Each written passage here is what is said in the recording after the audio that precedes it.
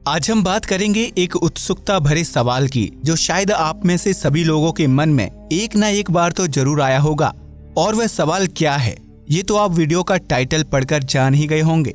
जी हाँ, हमारा वह दिलचस्प सवाल यही है कि क्या हो अगर हम पृथ्वी का सारा पानी किसी तरह सूरज में डाल दें। तो चलिए बिना किसी देरी के शुरू करते हैं इस वीडियो को और जानते हैं इसका जवाब।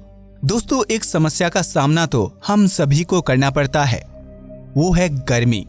गर्मियों में हम नहा धोकर अच्छे कपड़े पहनकर पूरी तैयारी से किसी समारोह में या फिर अपने काम पर ही जाने के लिए निकलते हैं और सूरज की गर्मी आपका पूरा काम खराब कर देती है।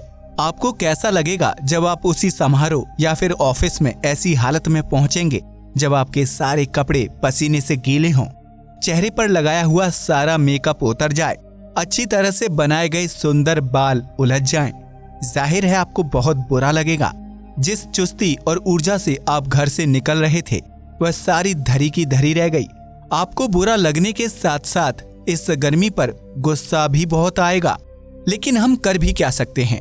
जो लोग कार या बड़ी गाड़ियों में चलते हैं उनके लिए तो ये बहुत बड़ी समस्या नहीं है, लेकिन देश का एक बहुत बड़ा हिस्सा गरीबी में है।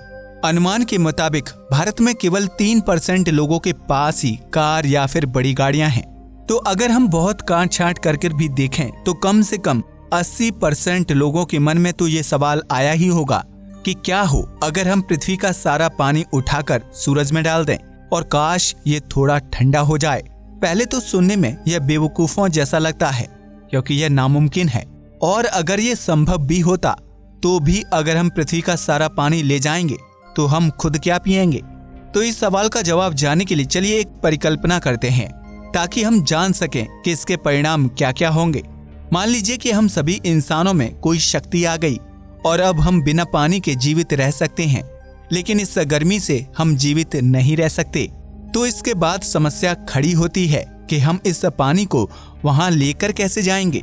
स्पेसक्राफ्ट और रॉकेट के जरिए इसे वहां ले जाना तो असंभव है, और अगर यह किसी तरह संभव भी होता तब भी इसका कोई अर्थ नहीं होता, क्योंकि थोड़े थोड़े पानी को तो सूरज आराम से भाप बना देगा और वैसे भी इसमें बहुत समय लगने वाला है।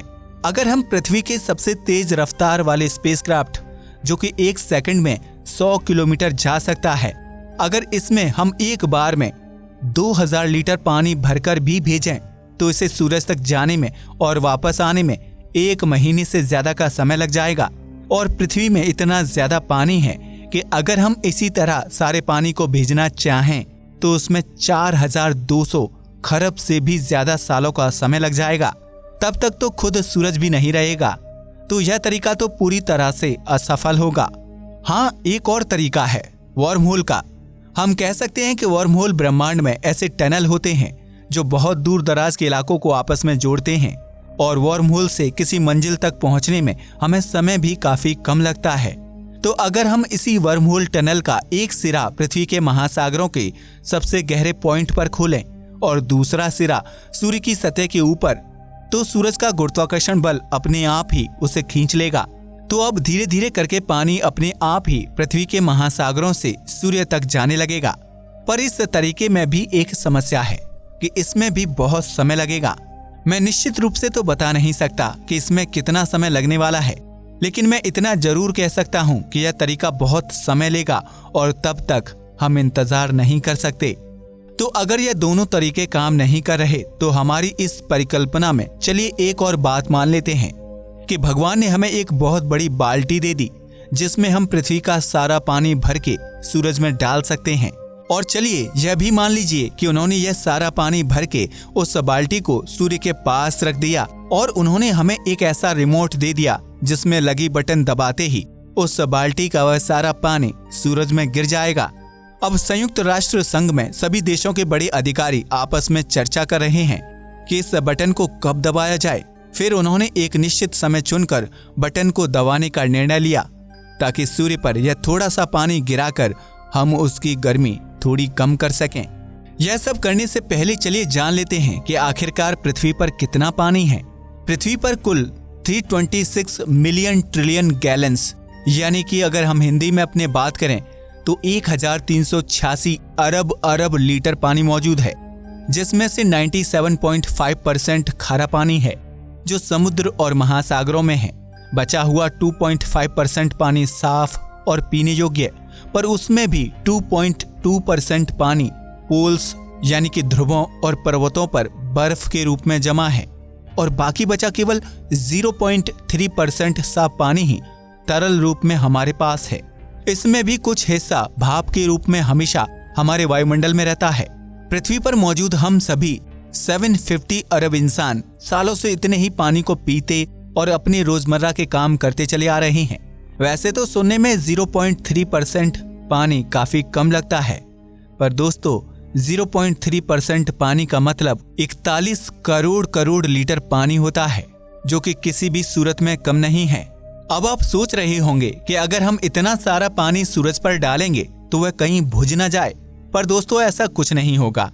आपकी जानकारी के लिए बता दूं कि सूरज इतना बड़ा है कि इसमें 13 लाख अर्थ्स समा सकती हैं, और यदि पृथ्वी पर मौजूद सारे पानी के वॉल्यूम की तुलना खुद पृथ्वी के वॉल्यूम से करें तो यह उसका 0.1% से भी कम है।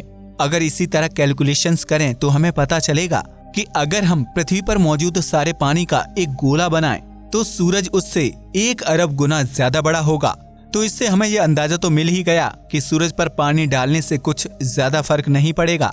लेकिन चलिए मान लेते हैं कि हम पृथ्वी के साथ साथ हमारे सौरमंडल के जितने भी ग्रह, चांद और धूमकेतु हैं, सबके पास पानी है। हम उनसे मदद ले लेते हैं।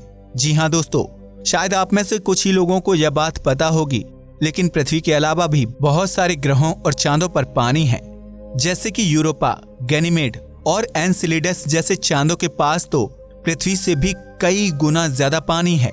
वहीं ट्राइटन, कैलिस्टो, टाइटन और डियोन जैसे चांद भी हमारी इस जल की आवश्यकता को पूरी करने में हमारी बहुत मदद कर सकते हैं। और इतना ही नहीं, mercury, Mars, Jupiter, Saturn, Uranus, Neptune और प्लूटो जैसे ग्रहों के पास भी पानी की कमी नहीं है। अब आप सोच रहे होंगे कि अगर ज्यादातर ग्रहों और चांदों के पास पानी है तो इनमें जीवन क्यों नहीं है?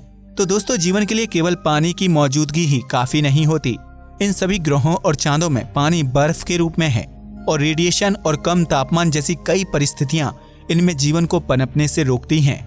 जुपिटर के चांद यूरोपा पर तो 25 से 30 किलोमीटर मोटी बर्फ जमी है, और वैज्ञानिकों का अनुमान है कि इसकी सतह के नीचे सूक्ष्म जीवन इसके कोर की गर्मी की मदद से पनप रहा हो। खैर, चलिए आते हैं अपने सवाल की ओर और मान लेते हैं कि इन सभी ग्रहों और चांदों से हम इतना पानी लेते हैं कि कम से कम वह सूर्य की सतह का 1% या फिर 2% एरिया को तो कवर कर ले। तो क्या तब भी इस पर कोई फर्क नहीं पड़ेगा? और क्या यह थोड़ा सा भी ठंडा नहीं होगा? नहीं दोस्तों, बेशक इस पर फर्क पड़ेगा, लेकिन परिणाम वैसे बिल्कुल नहीं होंगे जैसा कि आप सोच रहे हैं। यानी कि सूरज पर जलती आग बिल्कुल भी नहीं बुझेगी, और यह इसलिए होगा क्योंकि आग तो तब बुझेगी ना जब आग लगी होगी। सुनने में काफी अजीब लगेगा, पर दोस्तों सूरज पर कोई आग नहीं लगी है। ये हमारा बहुत बड़ा मिथ है कि सूरज जलती हुई आग का गोला है। असल में सूर्य पर पृथ्वी की तरह कोई आग नहीं जल रही, वहां पर न्यूक्लियर फ्यूजन की प्रक्रिया हो रही है। हमारा सूरज हर सेकंड करीब 6 करोड़ टन हाइड्रोजन को हीलियम में बदल रहा है, जिसके कारण इसमें से 3.846 इंटू 10⁻23 किलो जूल एनर्जी और रेडिएशन बाहर निकल रही है। यह इतनी ज्यादा है कि अगर इस ऊर्जा का 10वां हिस्सा भी पृथ्वी पर गिर जाए तो सब कुछ जलाकर रख देगा। इसे आप ऐसे समझ सकते हैं कि सूरज पर हर सेकंड लाखों एटम बम ब्लास्ट हो रहे हों, और एटम बम कितने खतरनाक हैं ये तो आपको पता ही होगा। तो इस परिकल्पना में जब पानी सूरज से 1000 किलोमीटर से भी ज्यादा दूर होगा तभी वह भाप बन जाएगा। पर चिंता मत कीजिए दोस्तों, वो भाप ऊपर की ओर नहीं उड़ जाएगी जैसे कि पृथ्वी पर होता है। असल में भाप काफी हल्की होती है, और इसी कारण पृथ्वी पर आसपास की भारी हवा उस पर बोयंट फोर्स लगाती है, जिसके कारण वह ऊपर उड़ जाती है। लेकिन सूर्य के आसपास कोई वायुमंडल या हवा है ही नहीं, इसलिए भले ही भाप कितनी भी हल्की क्यों ना हो, वह सूरज की ओर 274 मीटर पर सेकंड की रफ्तार से गिरती ही जाएगी। और हाँ, कोई फर्क नहीं पड़ता कि आप सूर्य पर कितना पानी डालते हैं, इतनी भयंकर ऊर्जा के साथ वह इसको भाप बनाता ही चला जाएगा। लेकिन चौंकाने वाली घटना तो अब शुरू होगी। जब वह भाप धीरे धीरे सूरज के पास जाएगी तब उससे निकलती रेडिएशन इतनी ज्यादा होगी कि उस भाप यानी कि पानी के मॉलिक्यूल्स को पूरी तरह तोड़ देगी और उसे हाइड्रोजन और ऑक्सीजन के एटम्स में अलग अलग कर देगी। अब आप तो जानते ही हैं कि हाइड्रोजन तो खुद ही सूर्य का ईंधन है, और रही बात ऑक्सीजन की, तो वह भी आग जलाने के लिए आवश्यक होता है। अरे ये क्या हो गया?